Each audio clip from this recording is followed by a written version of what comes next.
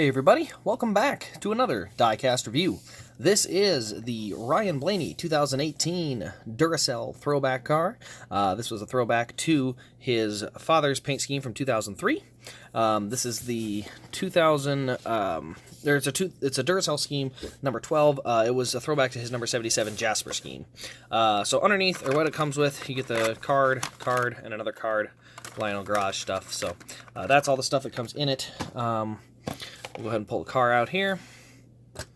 And then the only other thing about this diecast is that it does have, how many made? One of 168?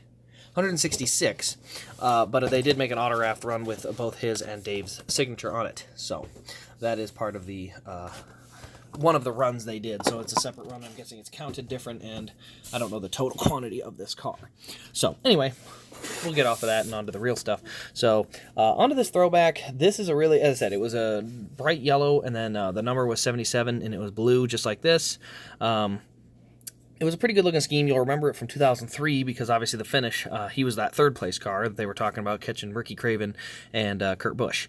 So down our left side though, we have got the Goodyear Eagles. We've got the bright neon rims, yellow lug nuts. We got the bright neon front end here on that car, just like the Menards cars.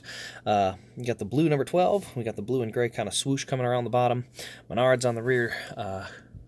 Left rear well, or over the wheel well, Richmond paint, Duracell. We've got the bright color again. Then we got our ethanol ring onto the back. We've got DIN 47 here. There's also all of the Menards sponsors. They kind of hit the hood occasionally throughout the year. The only one I don't see was Quaker State, but I think that one was on Paul Menard's car. Inside, we've got our fuel cell in there. Oh, I bumped into the backdrop of these 164. So there's our fuel cell inside the back with the neon. We've got our neon, what I'm not trying to say deck lid. It's the neon painted deck lid, but we've got the neon spoiler as well on these Menards cars.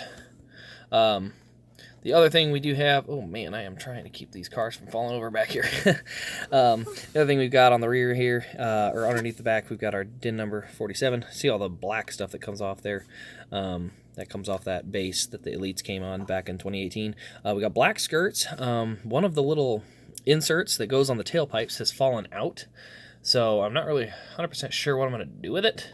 I'm probably just going to color it in with a Sharpie because, frankly, I didn't even notice that they had inserts at first.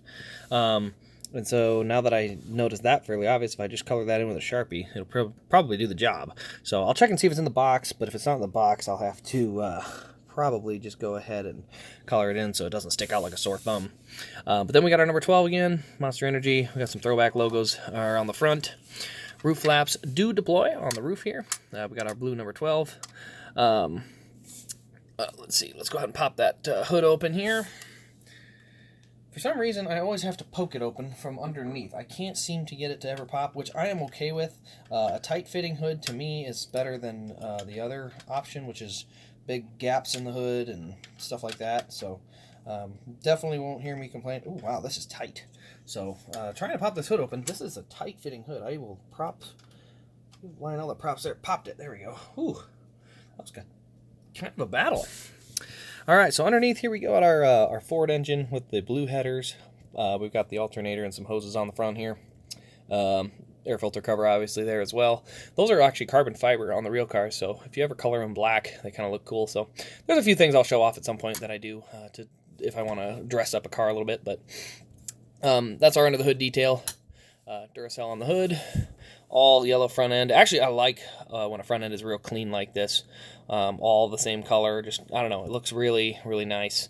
Monster Energy on the windshield there. That's a little scuff mark there or something. Underneath there you can see our underneath detail. We got the front suspension turning. Rear suspension works and moves up and down. So that is kind of a the standard Elite detail there. But anyway, this is probably I can't say it's the best diecast or throwback of the year, mostly because of a certain Matt DiBenedetto who had a great throwback for 2018. There were another couple of them, but I think Matt DiBenedetto's overall was probably one of the best. I just did a review for that, so maybe it's fresh in the mind as well.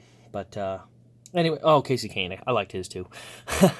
And Bubba's. Okay, yeah, see, now it's coming back to me. So, anyway, definitely one of the better throwbacks of the year because it was, again, accurate to the scheme with the colors and everything. Let me know your thoughts on this throwback. If you've got any others of the Blaney Elites that they've got out there. This one is probably going to go onto eBay.